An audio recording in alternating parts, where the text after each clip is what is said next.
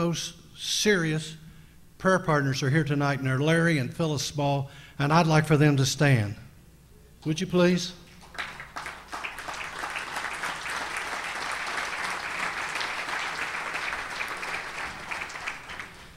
Larry led me back to the Lord, and Larry and Phyllis have been spiritual parents for us ever since Rita and I turned our lives over to Christ. When they come to pray, we're serious about it. I mean serious about it. We get down on the floor and we seek God. And so we sought God. Should I take this job or not?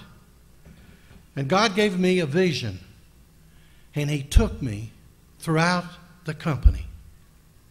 As I went on this journey through the company and this vision, people would raise up, and as they raised up, I recognized who they were.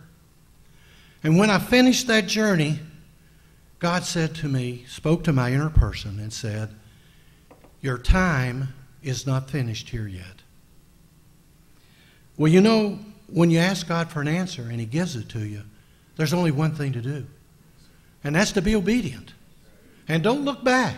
Don't turn back. Just go on. After all, who's your trust in? My trust is in Him. So I went to my friend the next day and I said, well, I'm really excited about the offer, but I'm sorry, I have to say no. And he looked at me and he said, what? I said, Richard, I'm sorry, I have to say no. He said to me, Bill, I never offered to make someone a millionaire before they even started. And I said, well, it's not about the money. It's not what I'm supposed to do. And I wish you well with your search. That offer was worth more than $2 million just to start.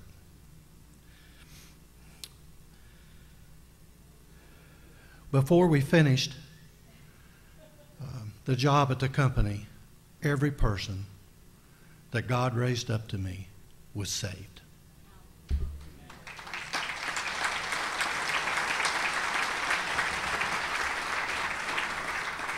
Well, the getting chewed on at the company didn't change, but 2 months later I was in Chicago calling on our best customer up there, and I called into the office just to check in, and my secretary said, Jonathan Smith has called you.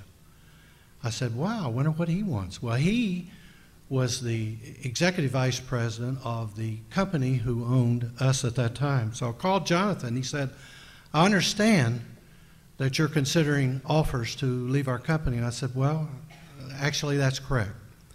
He says, we don't want you to do that. So I'm telling you right now, in 4 months, you will be president of the company, and immediately we'll make you executive vice president.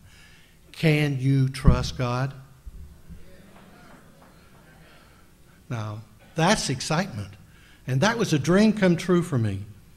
And we had great years. The next 2 years were great years, the best in the history of the company at that point in time, both in terms of revenue and profits. And I was just living my dream. And one evening, I was walking down the street after work, and I was just talking to the Lord. And I said to the Lord, Father, I want you to know I'm overwhelmed with your goodness and mercy to me. But I still want you to know I'm your servant. And you can do with me what you want. When I said that, a little shudder ran down my back, almost as if to say, did you mean that?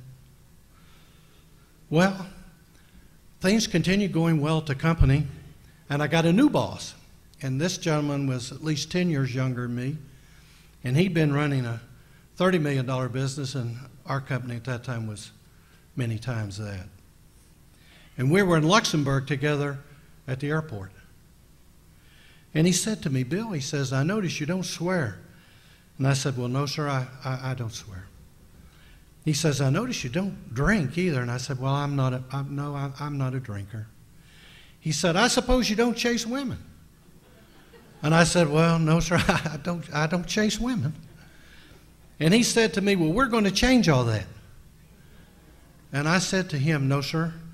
I said, we're not going to change that. No, I am who I am.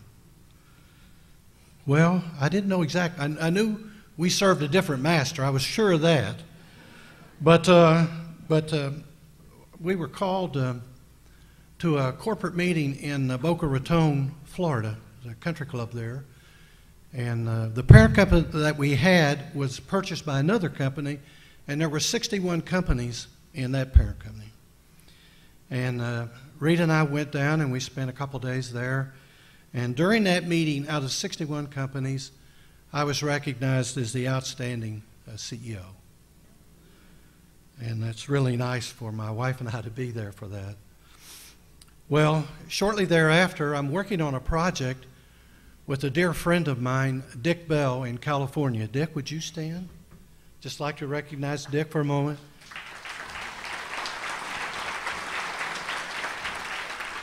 Dick came up from Flower Mound, Texas today just to be here this evening, and I so appreciate him doing that. And we were working on this Tri-State project, and Dick had done a brilliant job, and we had an agreement set, and we were going to do a test, of course, to prove that the process would work. And we were going to provide the equipment in our test facility, and they were going to provide the money to do the test. And my new boss said, no, I don't like this deal. And I said to him, but we've already signed this deal, and this is a great deal because if the process works, we're going to get a $13 million order. He says, no, we've got to have more money.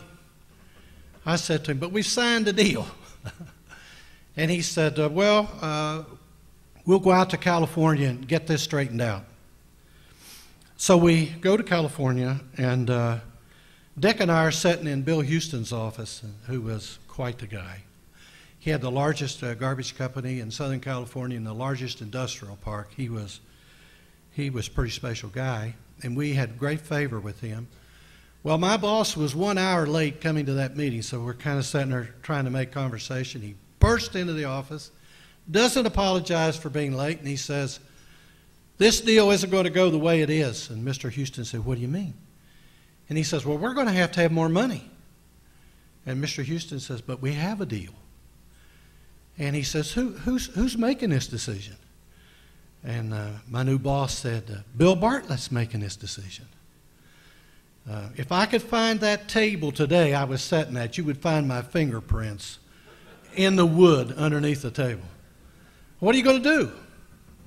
What are you going to do in that situation? Dick and I were totally embarrassed. So Mr. Houston said, well, we'll have to take this under consideration. So that meeting lasted 5 minutes. Mr. Houston came over and put his arm around me and said, Bill, I'm sorry, but we're not going to be able to do this. And I said, I know. And he says, it looks like your company's changing direction. And I said, well, I surely hope not. He understood exactly what happened that day. So we got down to the sidewalk below, and I said to my boss, we can't do business this way. This is an animal company. When we say we're going to do something, we're going to do it. If it hurts us, it hurts us. But this deal isn't going to hurt us. And he looked at me and he says, you're right. You can't do this. This was on a Friday. The following Monday, and he was from out of town, he came to town and gave me my termination paper. So I got fired Monday morning. And so I went home, and I'll never forget this. I'll tell you what, it's terrible not being able to see you. I'm sitting up here totally blind. It's almost like talking to myself, for heaven's sakes. And I know the story. So I went home, and Reed opened the door and said, what are you doing here? And I said, well, I just got fired. Oh, come on. I said, no, I'm telling you, I just got fired. Then she was upset, you know. And I said to her, honey, I said, we will never look back. I said, I didn't get fired for performance. I got fired for my stand with the Lord. And the Lord will provide. And I didn't shed a tear.